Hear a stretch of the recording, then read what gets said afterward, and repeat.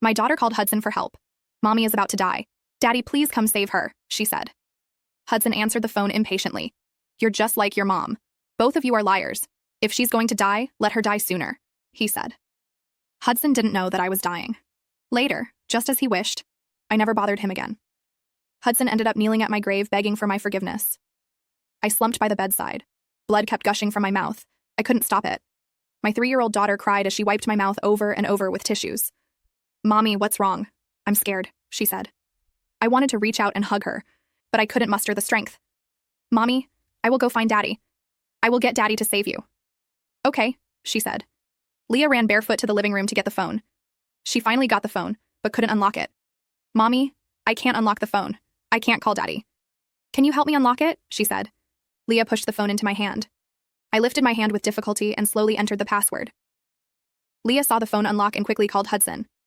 I had taught Leah how to call Hudson before. She found Hudson's number right away and dialed it. The phone rang for a long time before he answered. Haley, didn't I tell you not to bother me if it's nothing important? I'm very busy, Hudson said impatiently. Hudson's impatient voice came through the phone. Leah was startled. Leah glanced at me, too weak to get up. She spoke timidly into the phone. Daddy, Mommy is sick. Can you come save her? She asked. Hudson was stunned when he heard Leah's voice. Then he sneered. Haley, you've outdone yourself. You're using Leah now. How dare you? He said mockingly. Hearing Hudson's mocking words, I felt like a boulder was crushing my chest. I spat out another mouthful of blood. My vision started to blur. Leah didn't understand what Hudson was saying. She just kept crying. Daddy, Mommy is going to die. Please come save her, okay? She pleaded. Hudson was completely enraged on the other end of the line. You're just like your mom. Both of you are liars. If she's going to die, let her die sooner, he said. As Hudson finished speaking and was about to hang up, a clear, childish voice came from his end. Daddy, hurry up and cut the cake. It's almost midnight, the child said. Hudson lowered his voice. He spoke gently to the child. All right, I'm coming now, he said. The last bit of hope in my heart finally disappeared. So, he was celebrating his dream girl's birthday. No wonder he was angry that Leah and I interrupted him. Leah stared at the disconnected call, feeling helpless. I wanted to lift my hand and pat her little head to tell her it was okay, but I had no strength left. My consciousness slowly faded. My past flashed before my eyes like film strips. I thought, I'm going to die. It had only been 2 months since my cancer diagnosis. My life had just begun, and now it was ending. When I opened my eyes again, I had already become a spirit floating in the air. I looked down. Leah was shaking my body nonstop. Mommy, please wake up, okay? I'm so hungry. I want to eat, she said, pleading. My body was just sitting quietly against the bed. My head was lowered.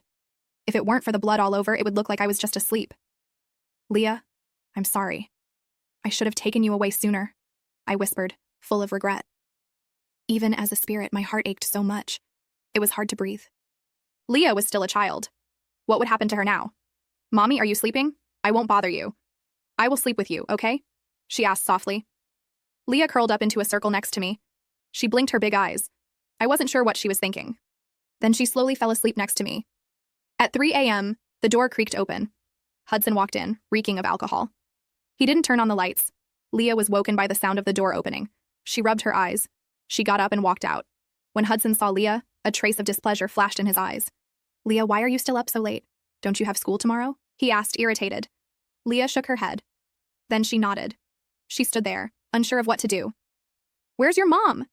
It's so late and she didn't put you to bed. How dare she let you run around on your own?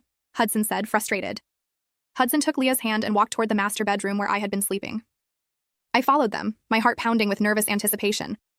Would Hudson feel even a hint of regret or sadness when he realized that I was already dead? He pushed the door halfway open. He saw my body sitting on the other side of the bed. Moonlight streamed in from the window. Hudson only saw a figure from behind. Haley, what nonsense are you up to again? Hudson said. You're a mom now. Why aren't you putting Leah to bed at this hour? What's with the whole brooding act? When I didn't answer, Hudson gently nudged Leah and pushed her into the room.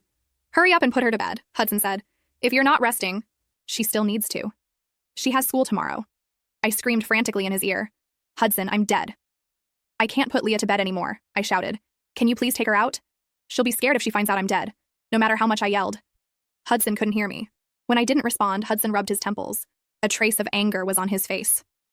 Haley, what's the point of that expression all day long? Hudson said, I can let go of the past, but I hope you can reflect on yourself and not be a bad influence on Leah. Hudson, just walk in. I pleaded. If you walk in, you'll see I'm already dead. Anxious, I rushed toward Hudson. I wanted to drag him into the room to see that I was dead, but I just passed right through him. Haley, you should reflect on yourself, Hudson said. When I still didn't respond, Hudson slammed the door shut, isolating Leah and me in the master bedroom. He then went back to the study. The small flicker of hope in my heart was extinguished completely. Leah, probably too tired, came over and lay down beside me. Her small head rested on my legs as she quickly fell into a deep sleep. The next morning at 8, Hudson got up, washed up, and went to the living room. He saw the empty dining table and frowned. I used to get up at 6 to make breakfast, just so Hudson could have a hot meal as soon as he woke up. At that moment, the lock on the master bedroom door clicked. Leah walked out of the room barefoot. Her clothes were covered in bloodstains. Hudson looked over and froze in place. Leah, what's that on your clothes? Hudson asked. Leah rubbed her eyes and walked over step by step. Daddy, I'm so hungry, she said. Hudson glanced at the dried bloodstains on Leah's clothes, then at the paint on the coffee table. His face turned pale. Your mom didn't even bother to change your dirty clothes? She actually let you sleep in them, he said, frustrated. Hudson checked his watch and took Leah's hand, asking, Where's your mom? Leah pointed toward the master bedroom.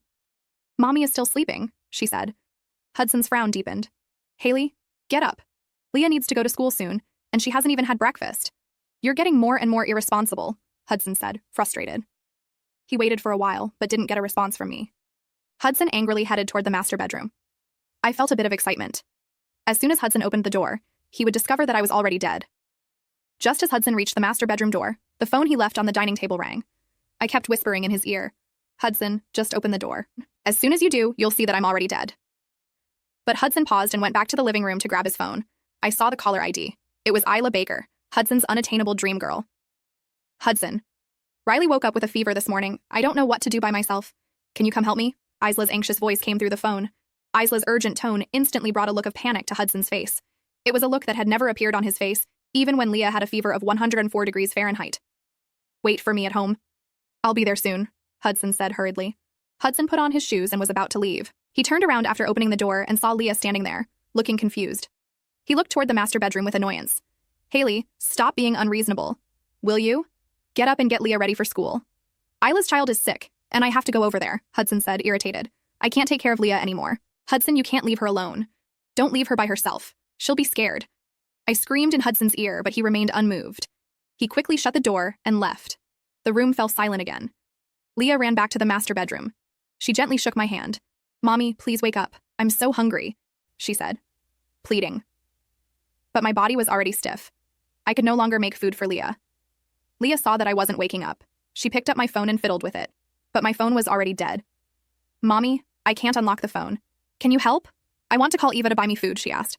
I still didn't answer her. Leah put down the phone. She touched my hand. Mommy, why is your hand so cold?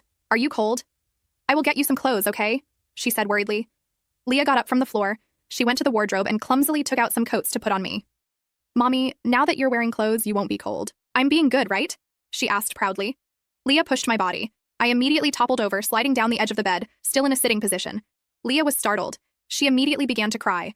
Mommy, what's wrong? Why won't you get up? I'm scared, she cried, frightened. I wanted to hold Leah and comfort her, but I could only pass through her body over and over, helpless. Leah cried herself out. She lay down next to me and held my hand. Mommy, what is death? Grandma said that when people die, they disappear. They can't talk or move. Mommy, are you dead? She asked, confused. I'm dead. I can't be with you anymore. You need to be good and learn to take care of yourself, okay? I whispered, full of sorrow. My spirit crouched beside Leah. I carefully tried to touch her. Suddenly, I heard the door open. Hudson walked in quickly from outside. Haley, you think you're something now, right? Not answering calls or texts. The teacher even called me asking why you didn't take Leah to school, Hudson said angrily. Hudson yelled furiously in the direction of the master bedroom. Leah was so frightened that she quickly got up and ran out. Hudson saw that Leah was still wearing the same clothes from the morning. His anger grew. He grabbed Leah and headed toward the master bedroom. Haley, all I did was visit Riley. Is that reason enough for you to neglect Leah? How long are you going to keep being unreasonable? Hudson shouted, furious. As Hudson was about to push the door open, I was anxious. Is he finally going to find out?